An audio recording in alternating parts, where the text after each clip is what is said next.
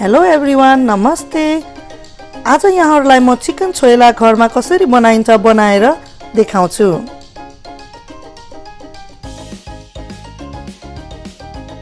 मैले चाहिँ चिकन छोइला बनाउनको लागि आधा केजी बोनलेस चिकन लिएको छु। मैले यो चिकन चाहिँ मसिनो गरी काटेर धुएर राखेको छु र यसै गरी मैले 2वटा टमाटर काटेर राखेको छु अनि 2वटा प्याज पनि काटेर राखेको छु र मैले यहाँ प्याजको पत्ता थोरै काटेर राखेको छु भने मैले हरियो धनिया गार्निश गर्नको लागि काटेर राखेको छु र यसै गरी मैले अदुवा र लसुन पनि काटेर राखेको छु। अब चाहिँ म हजुरहरूलाई के मसला चाहिन्छ भनेर देखाउन गइरहेको छु। मसलामा चाहिँ मैले यहाँ जिरा पाउडर लिएको छु। मैले जिरा र धनियालाई चाहिँ एकदम मजाले भुटेर अनि पिसेको छु। यो जिरा पाउडर लिएको छु भने यो मैले धनिया पाउडर लिएको छु र यसै गरी मैले बेसार 1 चम्चा लिएको छु र मैले रातो सुकेको खुर्सानीलाई पनि भुटेर लिएको छु अनि मैले यहाँ अदुवा लसुनको पेस्ट लिएको छु र स्वाद अनुसार नुन अनि मैले यो भरे झान्नको लागि तोरीको तेल लिएको छु। हजुरहरूले जुनै पनि तेल तपाईहरुसँग छ त्यो लिँदा हुन्छ। अब चाहिँ म यहाँ प्यान बसाएर हाम्रो अघिको चिकनलाई फ्राई गर्न गइरहेछु। फ्राई गर्नको लागि मैले यहाँ प्यानमा तेल राखिसकेको छु। अब चाहिँ म यो चिकन राख्न गइरहेछु।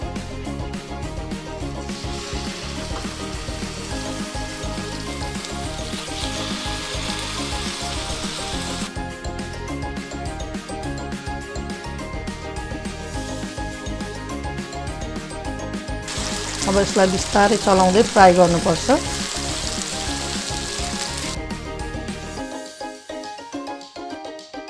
यसमा चाहिँ म थोरै नुन माथिबाट राख्न गइरहेछु, एकदमै थोरै।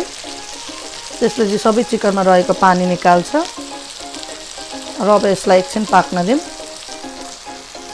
तपाईहरुले देख्न सक्नुहुन्छ हाम्रो यो चिकनबाट चाहिँ एकदमै मजाले पानी निस्कन सुरु भइसकेको छ। यो पानीलाई चाहिँ हामीले सबै पानीलाई अब सुकाउनु पर्छ अनि त्यसपछि मात्रै चिकन मजाले भुटिन्छ। म एकछिन यो पानीलाई अब सुक्न दिन्छु। तपाईहरुले देख्न सक्नुहुन्छ हाम्रो चिकन एकदमै मजाले फ्राई भइसकेको छ। अब चाहिँ म यसलाई निकाल्न गइरहेछु। तपाईहरुले यसरी चिकन फ्राई गर्दाखेरि चाहिँ हाम्रो आगोको फ्लेम चाहिँ एकदम लो बनाएर गर्नु होला। यदि हाई फ्लेम भयो भने चाहिँ हाम्रो चिकन बाहिर त पाक्छ तर भित्र एकदमै काँचो हुन्छ। त्यसैले आगोको फ्लेम चाहिँ लो बनाएर यसलाई फ्राई गर्नु होला। यसै गरी तेल यसमा धेरै तेल आएको छ। म यो तेल तरिएर यसलाई निकाल्न गइरहेछु। अब चाहिँ म यो अघि रहेको तेलमा थोरै टिमुर राख्न गइरहेछु र यसमा म अदुवा लसुनको पेस्ट पनि राख्न गइरहेछु।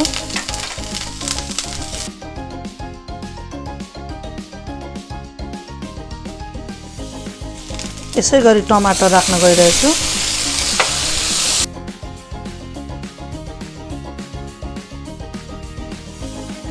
अब यसलाई चाहिँ म टमाटर पाकुन्जेलसम्म एकछिन पकाउँछु। ल हेर्नुस् त हाम्रो टमाटर पनि अब पाकिसकेको छ।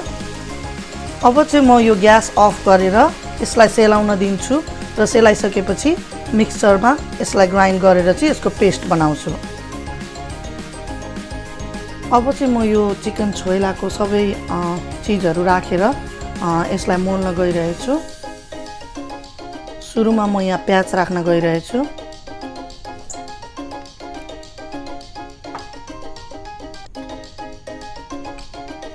र अदुवा,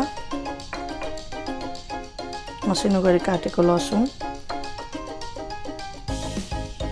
यो प्याजको पत्ता,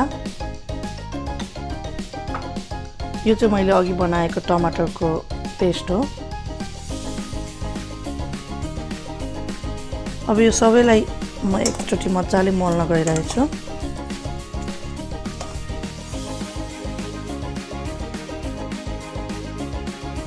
र अब यसमा म मसला राख्न गइरहेछु। यो मैले जिरा पाउडर राखेँ,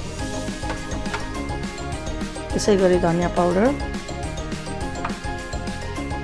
र रातो धुलो खोर्सानीको पेस्ट। यदि तपाईहरुलाई चाहिँ अलि धेरै पिरो मन पर्छ भने तपाईहरुले हरियो खोर्सानी पनि काटेर राख्न सक्नुहुन्छ।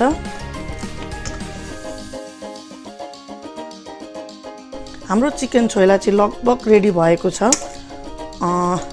तर यसलाई अब झान्न चाहिँ बाँकी छ। म यसलाई अब झान्न गइरहेछु। अब चाहिँ म हाम्रो छोइला झान्नको लागि यहाँ सानो प्यान बसाएको छु। यसमा म अब अघिको तोरीको तेल राख्न गइरहेछु।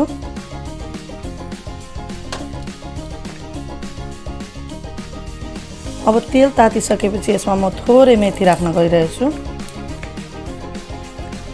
अब हाम्रो मेथी रातो भइसकेपछि म ग्यासलाई अफ गरेर यसमा बेसार राख्न गइरहेछु। तपाईहरुले बेसार राखिसकेपछि यसलाई एकदमै छिटो यहाँ राख्नुपर्छ।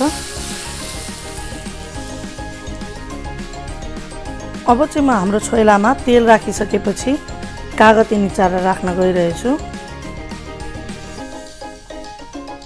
मैले एउटा सिङ्गै कागतीलाई निचारेर राखिरहेछु र अब नुन राख्न गइरहेछु। नुन चाहिँ मैले अघि पनि चिकनमा राखेको हुनाले तपाईहरुले आफ्नो अन्दाजले तपाईहरुको स्वाद अनुसार राख्नु होला। र अब यसलाई मज्जाले मलौं।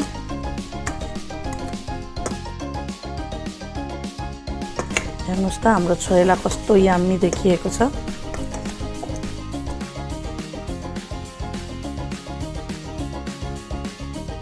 अब चाहिँ म हजुरहरुलाई यो छोइला सर्भ गरेर पनि देखाउँछु।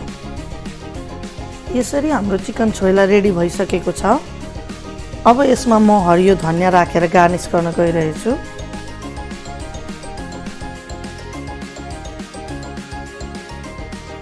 यहाँहरुले पनि घरमा बनाएर ट्राई गर्नुहोला। यदि यो रेसिपी यहाँहरुलाई मन पर्यो भने यस भिडियोलाई लाइक, कमेन्ट र शेयर गर्न नभुल्नुहोला र मेरो च्यानल एभरेस्ट किचनलाई पनि सब्स्क्राइब गर्न नबिर्सिनुहोला। Thank you so much for watching. Have a nice day.